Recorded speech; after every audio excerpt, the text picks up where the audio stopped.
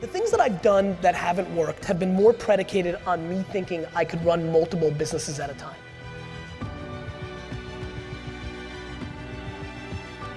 You just beat me to the punchline. What I'm scared about is everybody's driving right now, everybody's in the office right now, everybody's sitting at home right now, and I was listening as you were prepping me to come in here, and I'm like, okay, I see how Elvis is setting this up, but I hope that everybody understands that the next thing I'm gonna say is you have to work until your eyes are bleeding. For all I live on practicality, and this is what's practical. Elvis, everybody who's listening now who has college loans, mortgages, kids in school, they have to work their 9 to 7. Me coming here in 1974 and saying, quit your job, follow your dream, was not practical. In 2017 it is. Let me explain. When you're done with your 9 to 6, you come home. If you choose to build something online from 7 to midnight because you want a happier, better life or scratch an itch or you're entrepreneurial, you can do that with $0 and you can actually do it.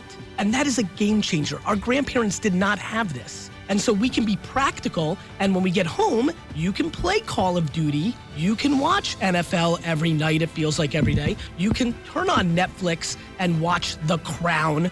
You can do that because you're doing what you want to do and you're in a good spot. But what I'm trying to do this morning is eliminate complainers. If you're complaining, every time that you're dealt with a negative idea or somebody else being negative to you on your journey to success, you need to take that and use that as motivation in order to propel you to your goals or your dreams and your aspirations, because they don't know what they're talking about when it comes to you, because you're that person who's just unrivaled mentally. You can take on any challenge with your mind and be able to push everything away and focus on that one task at hand, becoming successful and improving on everything that you possibly can to make sure that your goals happen, because you're in charge. You're in the driver's seat, driving your road to success. Nobody else is going to get in your way. But when you start thinking you can't do it or you need to give up, that's when you need to make sure that you are focused. You need to make sure that you know what you're doing and how you're going to do it. Make sure that you're constantly thinking of ways to improve upon yourself so that you can get to success as easy as possible. It is by no means going to be an easy journey. It's going to be full of ups and downs and hard points that are going to make you really have to learn about yourself and whatever the task is at hand. It's going to challenge you on levels you've been never challenged before. But that's good. That's going to make you grow up. That's going to make you learn about yourself and whatever it is you're doing, and it will help you become the most successful person that you can possibly be.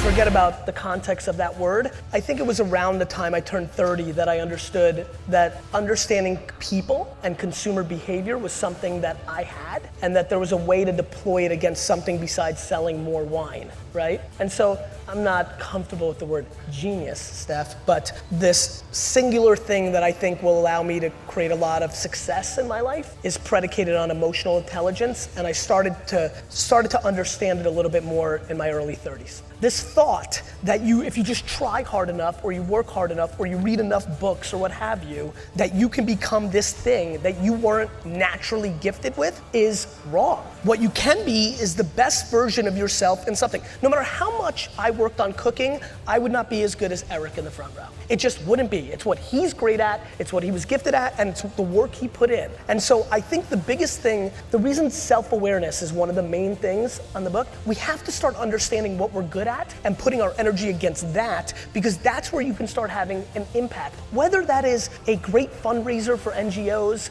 a stay-at-home dad, a radio person, it doesn't matter what it is, but we have gone way too far in the American dream of entrepreneurship, and everybody's gonna build $1 million business.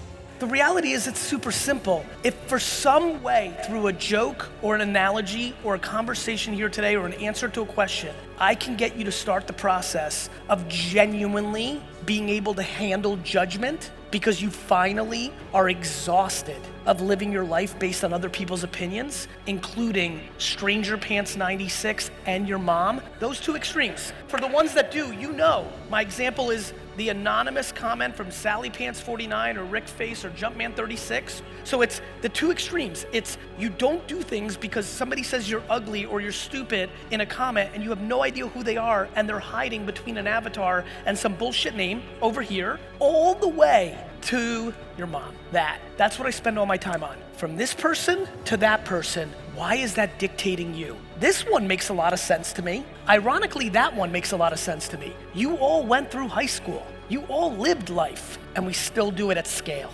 No matter what, whether it was handed to you, you're only as good as your last at bat. You know what I mean? Like you're at the top one day and then you're not, right? Like you're the biggest comedian in the world and then you have 3 movies that blow and nobody gives a shit anymore. Like you're only as good as your last, like I guess this is what I'm pushing for. You do you. I'm not judging. Who the hell am I to judge? Here's what I'm saying. You get one life. You've got real, like this is America.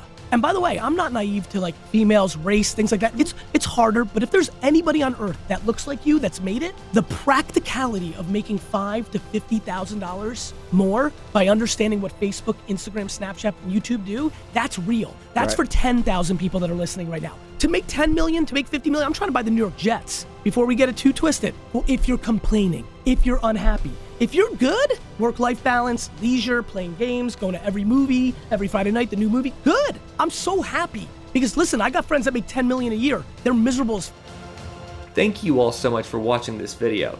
If you haven't already, please go ahead and like the video, subscribe to the channel if you're new, and let us know what you thought down in the comment section below.